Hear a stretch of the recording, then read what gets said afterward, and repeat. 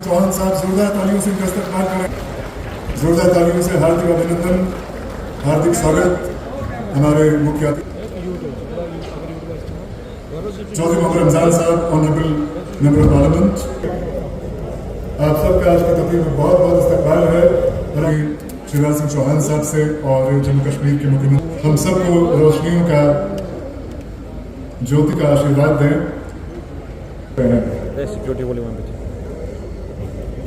हमने अपने आप से एक वादा किया है कि हम ताकि चौहान साहब को अपने हाथों से एक खूबसूरत सौगात पेश करें जो कि जम्मू कश्मीर की याद उन्हें बहुत दिनों तक दिलाती रहेगी। हो जाए तो एक तकरीब यादगार बन जाए।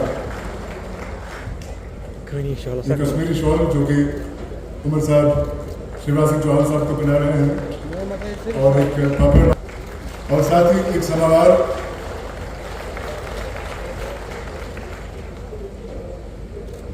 और मेरी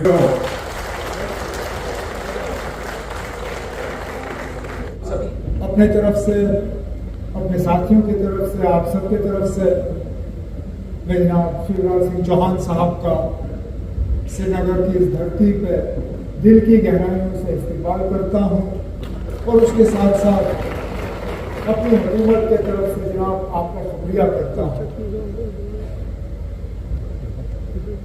1.5 साल हो गए हमारी हुकूमत को बने हुए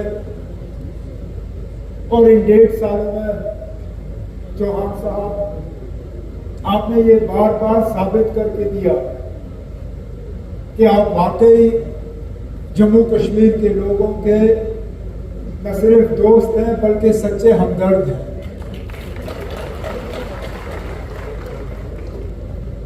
आपको जब मध्य प्रदेश के लोगों ने मामा के तौर पे तस्लीम किया तो उनका ये तस्लीम करना गलत नहीं था, क्योंकि जो आप जम्मू कश्मीर के लिए कर रहे हो उसका अगर 50% भी आपने मध्य प्रदेश के लिए किया होगा तो ये मामा का जो आपको लगा हुआ टैग ये बिल्कुल आपको जचता है। हमने भी आपको इसी अंदाज में न सिर्फ देखा है बल्कि कबूल किया है और इस रिश्ते को और मजबूत बनाने में आपने कोई कसर बाकी नहीं रखी। मैं अपनी जगह थोड़ा शर्मिंदा होऊंगा अगर मैं भी मांगने का सिलसिला करूं। हमारे अनिल साहब ने मांगा, डिप्टी सीएम साहब ने मांगा, उनकी मांग को मैं वहीं रखूं। मैं आपको यकीन दिलाता हूं, जैसे रोहित ने कहा, सही कहा कि अब सैंक्शन आ गया है, काम शुरू कर लीजिए। मैं आपको यकीन दिलाता हूँ कि अगले 4 महीनों में जितना आपने हमें सैंक्शन करके दिया हुआ है उस पर फटाफट हम काम लगा लेंगे। आप हमारे काम से मुतमईन होंगे। जब आप हमारे काम से मुतमईन होंगे फिर मैं आपके साथ पास डिप्टी सीएम साहब को लेके आपसे बाकी कामों की गुजारिश करूंगा। लेकिन तब तक मुझे लगता है हमारी जिम्मेदारी बनती है कि जो आपने दिया है उसका मैचिंग जो ड्यूटी शेयर हमें देना होगा वो हम आपको दे देंगे।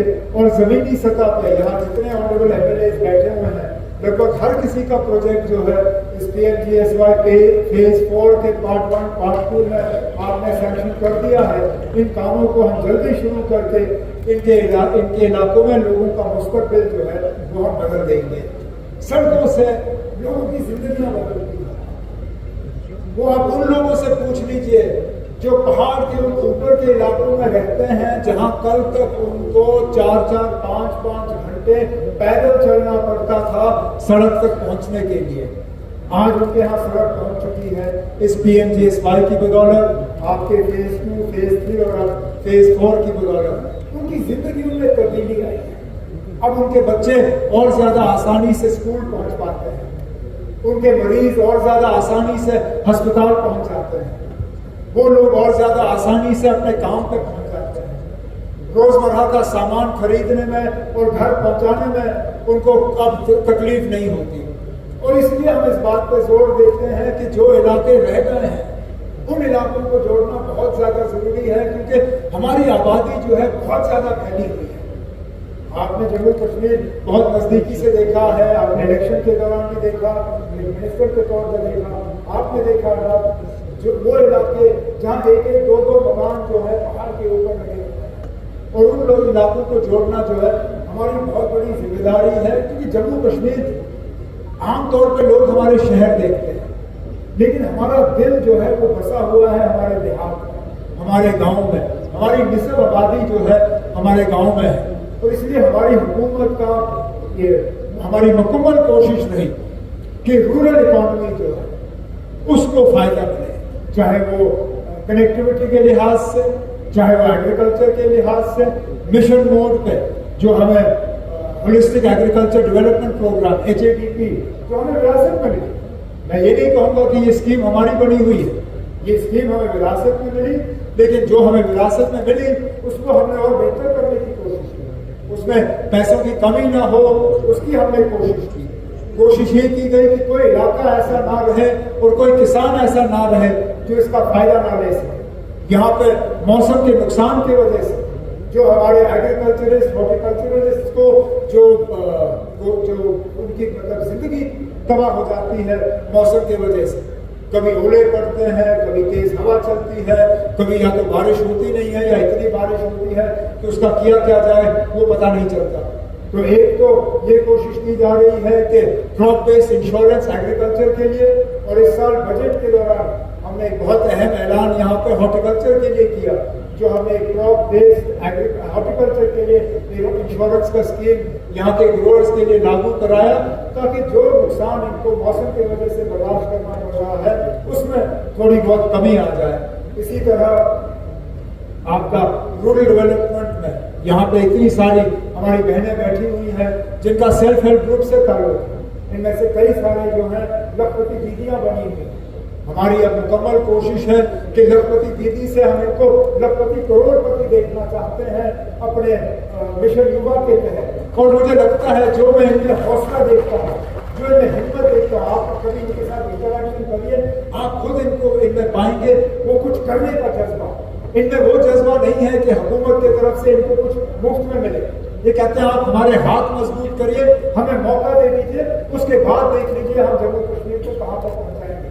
तो इसमें जो आपकी हुकूमत की जो मदद मिली है हमें नेशनल रूरल लाइवलीहुड मिशन के तहत और बाकी स्कीमों के तहत, मैं आपको यकीन दिलाता हूँ जो आपने अभी तक फिलहाल जम्मू कश्मीर की मदद की है और जो आगे आप मदद करने जा रहे हो, जो यहाँ पे हमने एक विकसित भारत और विकसित जम्मू कश्मीर का जो एक मिशन हमने लिया हुआ है, मैं आपको यकीन दिलाता हूँ कि ये स्कीम्स जो आप यहाँ जम्मू कश्मीर को देंगे उन्हें हम सही तरीके से चला के यहाँ जम्मू कश्मीर के लोगों का मुस्तकबिल बदलने में जो है आपके साथ मिलकर काम करेंगे। लेकिन एक बार फिर जो आज PMGSY फेज 4 के पार्ट 2 और पार्ट 1 का जो यहाँ पे 8,000 करोड़ जम्मू कश्मीर के लिए एक ही फेज में, कोई मामूली बात नहीं है।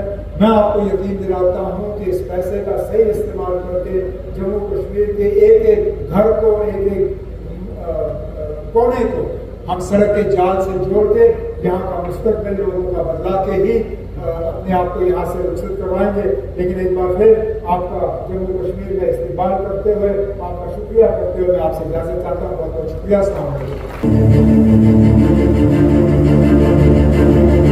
बन चुकी है। अब सरकार ने तय किया है कि देश में 3 करोड़ लखपति दीदी और नई 3 करोड़ जोड़ दी जाएगी।